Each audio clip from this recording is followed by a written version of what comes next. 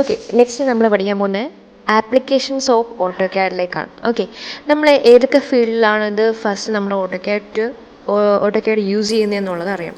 അതിൽ ഫസ്റ്റ് വരുന്നതാണ് used in architecture field. Okay, അതായത് ആർക്കിടെക്ചർ ഡ്രോയിങ്സിന് വേണ്ടിയിട്ട് ഫോർ എക്സാമ്പിൾ നമുക്ക് പറയാം അതിൽ സാങ്ഷൻ ഡ്രോയിങ്സ്.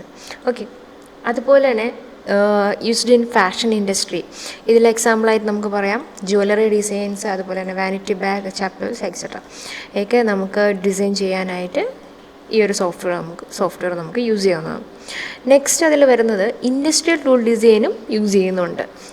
ഫോർ എക്സാമ്പിൾ വരാം അതിൽ എന്ത് ഡ്രോയിങ് ആയിരിക്കും നമ്മൾ കൺസിഡർ ചെയ്യുന്നത് വെച്ചാൽ കട്ടിംഗ് ടൂൾ, ഗ്രൈൻഡിങ് ടൂൾസ്, അതുപോലെ തന്നെ ലേത്ത് ഡിസൈൻസ് ഒക്കെയാണ് അതിൽ വരുന്നത്. ഓക്കെ, മെക്കാനിക്കൽ ഫീൽഡിലും യൂസ് ചെയ്യുന്നുണ്ട്. അതിലെ എക്സാമ്പിൾസ് നമ്മുടെ മെഷീൻ ഡ്രോയിങ്, അതുപോലെ തന്നെ മെഷീൻ ഡ്രോയിങ്സിൻ്റെ ഓരോ പാർട്സ് ഡിസൈൻ ചെയ്യാനും അസംബ്ലി ചെയ്യാനും ഒക്കെ നമുക്ക് യൂസ് ചെയ്യാവുന്നതാണ്.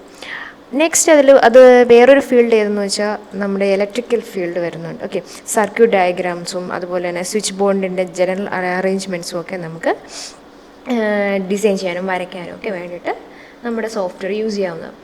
ഇത്രയും നമ്മൾ ഇമ്പോർട്ടൻ്റ് ഇതിൽ പറയുന്ന ഇത്ര മാത്രമല്ല കേട്ടോ നമ്മൾ ഓട്ടോക്യാഡ് അപ്ലൈ ചെയ്യുന്നത് ഈ ഒരു ഫീൽഡിൽ മാത്രം എന്നല്ല, ഒത്തിരി ഫീൽഡിൽ ആപ്ലിക്കേഷൻ വരുന്നുണ്ട്. മെയിൻലി കുറച്ച് ഇമ്പോർട്ടൻ്റ് ആയിട്ടുള്ള കുറച്ച് ഫീൽഡ്സാണ് ഞാനിവിടെ പറയുന്നത്. ഇതിൽ നെക്സ്റ്റ് വരുന്നതെന്ന് വെച്ചാൽ നമ്മുടെ ഇൻറ്റീരിയർ ഡിസൈൻ ഫീൽഡിൽ യൂസ് ചെയ്യുന്നു അല്ലേ. ഓരോ പ്ലാനും ലേഔട്ടും കാര്യങ്ങളൊക്കെ നമുക്ക് ഡിസൈൻ ചെയ്തും അതുപോലെ തന്നെ ഡ്രോയിങ്സ് നമുക്ക് ഈസി ആയിട്ട് നമുക്ക് പ്രിൻ്റ് ചെയ്ത് എടുക്കാവുന്നതാണ്.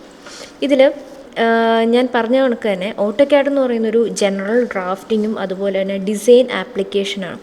ഏതൊക്കെ ഫീൽഡിലാണ് used in industry by architects അല്ലേ, നമ്മുടെ ആർക്കിടെക്ട്സും അതുപോലെ തന്നെ പ്രോജക്റ്റ് മാനേജേഴ്സും അതുപോലെ തന്നെ എൻജിനീയേഴ്സും ഗ്രാഫിക് ഡിസൈനേഴ്സും സിറ്റി പ്ലാനേഴ്സും പിന്നെ ഇതുപോലെയുള്ള കുറേ പ്രൊഫഷണൽസ് എന്ത് ചെയ്യുന്നുണ്ട്, ഇത് നമ്മുടെ സോഫ്റ്റ്വെയർ യൂസ് ചെയ്യുന്നുണ്ട്.